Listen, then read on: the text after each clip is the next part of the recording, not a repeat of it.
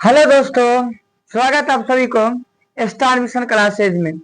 CTET जुलाई 2026 के लिए offline और ऑनलाइन दोनों माध्यम से बैच स्टार्ट हो गए हैं।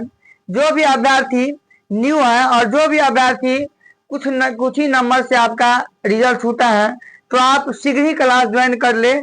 ऑफलाइन और ऑनलाइन दोनों माध्यम से हमारे यहाँ पर क्लास करवाया जाता है। आज हम जो बाल विकास का एक चैप्टर है, विकास का सिद्धांत, जो बेहतरीन क्वेश्चन आपको पूछता है विकास के सिद्धांत से, तो उन टॉपिक के बारे में आज हम चर्चा करेंगे। और शुरू से अंत तक आप क्लास को मिस नहीं करिए, और इससे आपको कुछ न कुछ आपको सीखने को मिलेगा। तो हम बिना टाइम को न गवाते हुए करते हैं सेशन आज का स्टार्ट। चलिए दोस्तों, विकास का सिद्धांत के बारे में हम पहले कुछ इसका जो पॉइंट है, कुछ टॉपिक है, इन चीजों के बारे में हम चर्चा करते हैं। देखिए, सबसे अगर बात करेंगे हम यहाँ पर, अगर बात करेंगे विकास समझते रहिए, थोड़ा टाइम लगेगा लेकिन कंप्लीट आप कंफ्यूजन आपका खत्म हो जाएगा। विकास का सिद्धांत क्या था? विकास का सिद्धांत, अगर हम बात करते हैं विकास का सिद्धांत का, तो देखिए बच्चा में हम कहते हैं विकास जन्म से लेकर, मतलब गर्भ से लेकर कब्र तक होता है। बच्चा में विकास कहाँ तक होता है? गर्भ से लेकर कब्र तक होता है। तो अगर बात करते हैं बच्चा में विकास गर्भ में ही कैसे स्टार्ट हो जाते हैं, तो हम आपको एक छोटा सा उदाहरण लेंगे। जिस तरह से महाभारत में अभिमन्यु ने माँ के गर्भ में ही उसका जो है विकास स्टार्ट हो गया था। गर्भ में अभिमन्यु जो चक्रव्यूह में जाना वो सीख गया था, और इसी तरह से बच्चा में विकास गर्भ में ही प्रारंभ हो जाता है। तो हम कहते हैं सबसे पहला बात आता है गर्भावस्था। गर्भावस्था जो है, सबसे पहले हम देखते हैं गर्भावस्था 9 माह कितना होता है? 9 माह या 280 दिन का होता है। कितना होता है? 9 माह 280 दिन का। इसी में बच्चा क्या होता है? विकास स्टार्ट हो जाता है गर्भावस्था में। उसके बाद आता है संवेदी अवस्था। समझते रहिए, संवेदी अवस्था। अगर संवेदी अवस्था का बात हम करेंगे दोस्तों, तो संवेदी अवस्था हो जाता है आपका जन्म से लेकर 5 वर्ष तक। जन्म से 5 वर्ष तक। कितना वर्ष तक? 5 वर्ष तक। उसके बाद अगर बात करेंगे संवेदी अवस्था का आता है बाल अवस्था आता है बाल अवस्था। ये जो है दोस्तों, कितना वर्ष तक होता है? ये आपका बाल अवस्था हो जाता है 6 वर्ष से लेकर के 12 वर्ष तक। कितना हो जाता है? 6 वर्ष से लेकर के 12 वर्ष तक। उसके बाद आ जाता है आपका, अगर बात करेंगे बाल अवस्था के बाद आता है किशोरावस्था।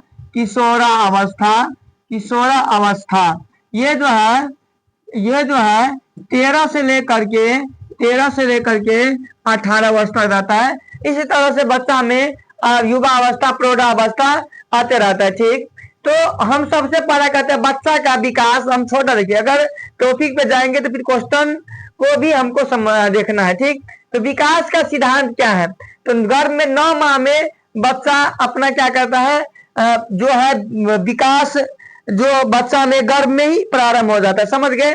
और इसके बाद आता है किशोरावस्था, युवा अवस्था, प्रौढ़ावस्था, इस तरह से अवस्था चलते रहता है।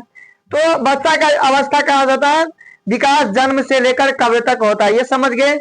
अब देखिए, अब इस चीज के बारे में अगर समझ गए तो हम फिर अगला टॉपिक में अगला चीज क्या कहता है, विकास के सिद्धांत। देखिए विकास का सिद्धांत क्या है। सबसे पहला बात करेंगे विकास के सिद्धांत। ठीक, और विकास के सिद्धांत को हम कहते हैं निरंतरता का सिद्धांत। विकास का सिद्धांत में पहला क्या आ गया? पहला वर्ड आपका गया निरंतरता का सिद्धांत। क्या आ गया? पहला वर्ड आपका निरंतरता का सिद्धांत। ठीक, देखिए इसमें जो है प्रिंसिपल कंटिन्यूटी होता है। इसका अर्थ होता है विकास एक लगातार चलने वाली प्रक्रिया है, यह अचानक नहीं होता है। क्या होता है? अगर बात करेंगे जो निरंतरता का सिद्धांत क्या होता है, विकास जो है ना, विकास का हम क्या कहते हैं, विकास लगातार चलते रहता है, कभी कम कभी ज्यादा, लेकिन विकास होता है। जन्म से गर्भ से लेकर कब तक बच्चा न कुछ सीखते रहता है। तो यहाँ पर हम कहते हैं निरंतरता का सिद्धांत किसे कहते हैं? तो विकास एक लगातार चलने वाली प्रक्रिया है, ये अचानक नहीं होता। ये क्या होता है? नहीं, एकाएक होने स्टार्ट हो जाता है, ये अचानक नहीं होता। ठीक, पहला चीज समझ गए।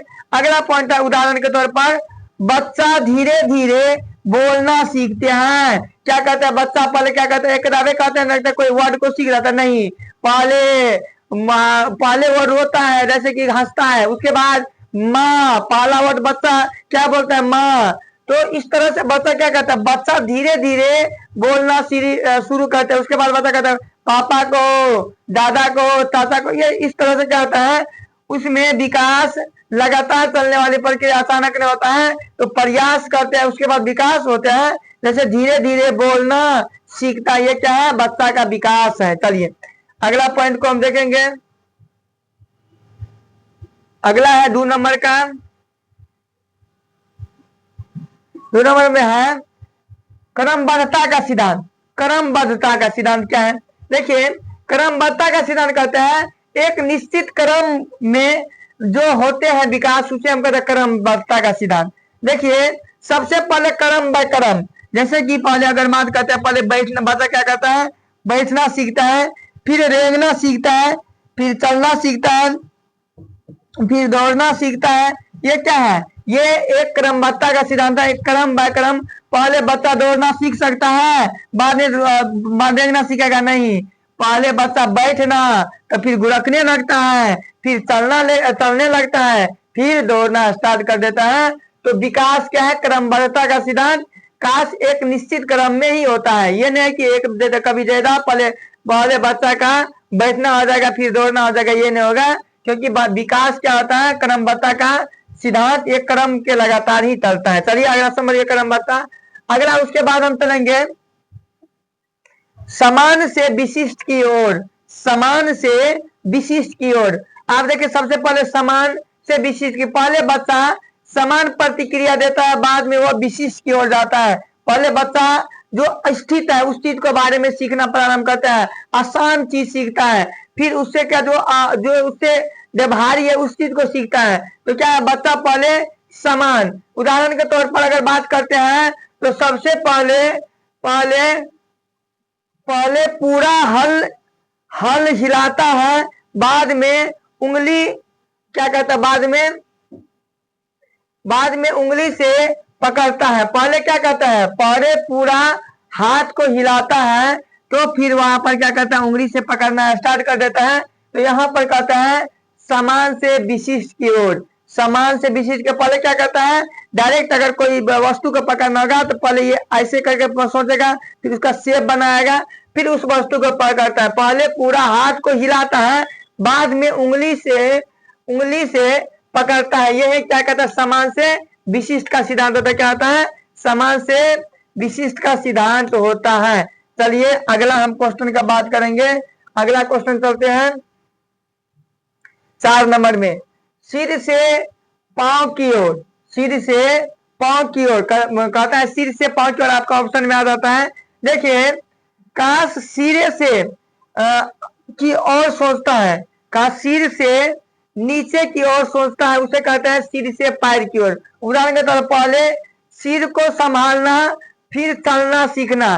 सिर से पैर का मतलब क्या होता है? पहले जैसे कि क्या कहते हैं? पहले उलट पुलट करते हैं। पहले ये आप एक सिर को संभालता, मतलब सिर से पैर की ओर, माइंड से पहले सोचते हैं कोई चीज के बाद, उसके बाद नीचे धीरे धीरे विकास होता है। फिर आप हाथ को नियंत्रित करते हैं, उसके बाद उसके अकॉर्डिंग अपने पैर को नियंत्रित करते हैं। इसे क्या कहते हैं? निरंतरता। सिर से पैर की ओर।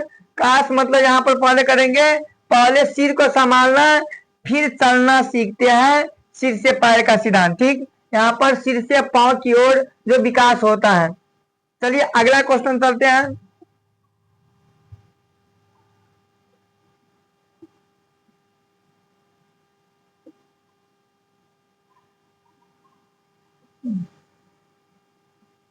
पांच नंबर में निकट से दूर की ओर। निकट से दूर की ओर। तो देखिए, विकास शरीर के केंद्र से बाहर की ओर चलता है। क्या होता है? विकास केंद्र से बाहर के। उदाहरण के तौर पर पहले कंधा को नियंत्रित करता है, फिर हाथ को, फिर उंगलियां को। क्या होता है? केंद्र से बाहर की ओर। पहले क्या करता है बच्चा को? पहले कंधा को, पहले इसको नियंत्रित करता है, फिर हाथ को, फिर उंगली को क्या करता है? नियंत्रित करता है। तो विकास क्या होता है? केंद्र से बाहर की ओर, केंद्र से बाहर की ओर।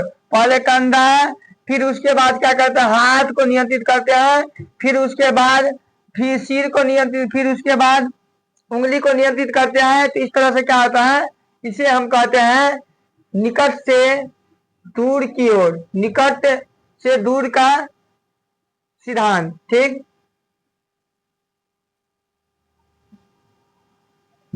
अगला क्वेश्चन चलेंगे। 5 नंबर का है व्यक्तिगत भिन्नता का सिद्धांत। व्यक्तिगत भिन्नता, हर बच्चे को विकास अलग गति से होता